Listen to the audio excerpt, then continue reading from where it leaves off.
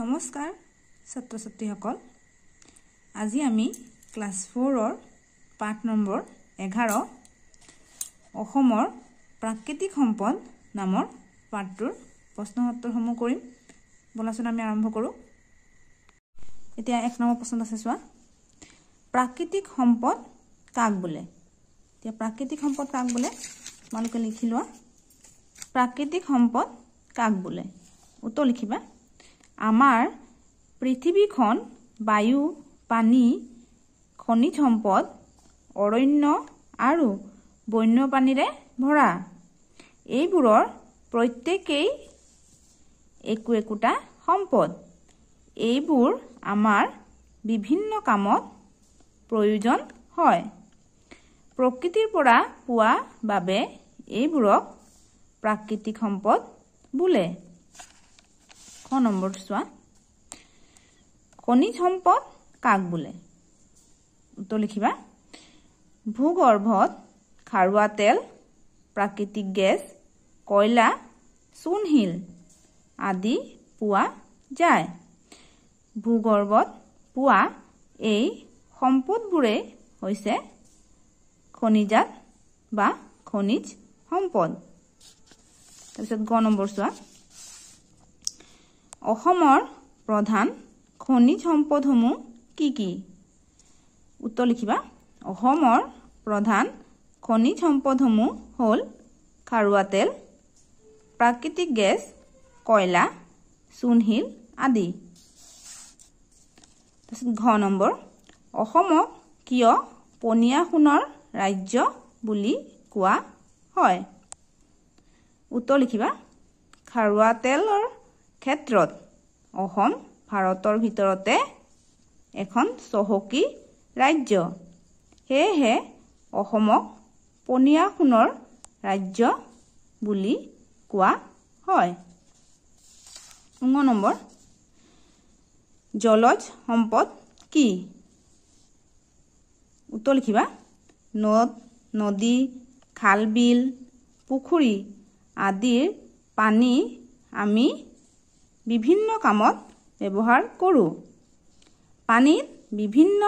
প্ৰাণী যেনে মাছ কাছ ঘৰিয়াল শিহু আদি থাকে এইবোৰ আমাৰ বৰ উপকাৰী পানীত থকা উদ্ভিদ আৰু প্ৰাণীসমূহ আমাৰ জলজ সম্পদ প্ৰথম নম্বৰটো চোৱা যে অসমৰ তিনিবিধ কৃষিজাত সম্পদৰ নাম লিখা উত্তৰ লিখিবা যে অসমৰ তিনিবিধ কৃষিজাত সম্পদৰ নাম হ'ল ধান মাহ আৰু সৰিয়হ দ্বিতীয় নম্বৰ তিনিবিধ বনজ সম্পদৰ নাম লিখা উত্তৰ লিখিবা তিনিবিধ বনজ সম্পদৰ নাম হ'ল গছ গছনি জীৱ জন্তু আৰু চৰাই চিৰিকটি 2 নম্বৰ দিছে চাবা আমি কিয় প্ৰাকৃতিক সম্পদবোৰৰ সৎব্যৱহাৰ কৰিব লাগে উত্তৰ লিখিবা যে সকলো প্ৰাকৃতিক সম্পদসমূহ অতি মূল্যৱান সেয়েহে আমি এই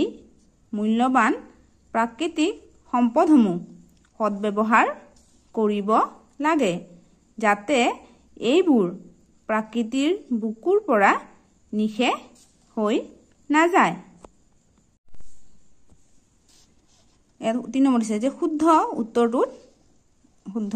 চিন দিয়া ঠিক চিন দিব দিছে যে ক আলকাত্ৰা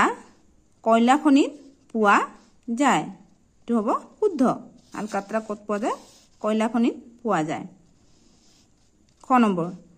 চূণশিল এবিধ বনজ সম্পদ নহয় এটো ভুল গতিকে এটো ভুল হ'ব প্ৰাকৃতিক সম্পদৰ আমি সৎব্যৱহাৰ কৰিব লাগে এটো শুদ্ধ প্ৰাকৃতিক সম্পদ আমি সৎব্যৱহাৰ কৰিব লাগে ঘ নম্বৰ অসমৰ কাৰ্বি আংলং জিলাত খাৰুৱা তেল প্ৰচুৰ পৰিমাণে পোৱা যায় এটো ভুল অসমত কাৰ্বি আংলং জিলাত খাৰুৱা তেল প্ৰচুৰ পৰিমাণে পোৱা নাযায় 9 নম্বৰ ভূগৰ্ভত পোৱা খাৰুৱা তেল পুনে পুনে ব্যৱহাৰ বাবে উপযোগী এটো ভুল ভূগৰ্ভৰ পৰা যোনবোৰ খাৰুৱা তেল পোৱা যায় হেবোৰ আমি পুনে পুনে ব্যৱহাৰ কৰিব নোৱাৰো 4 নম্বৰ দিছে কংহৰ লগত খংহ মিলোৱা ইয়াত কংহৰ লগত খংহ মিলাব দিছে কয়লা কি হ'ব খনিজ সম্পদ খাৰুৱা তেল হ'ব পনীয়া সোণ গড় হাতী এইবোৰ হৈছে বনজ সম্পদ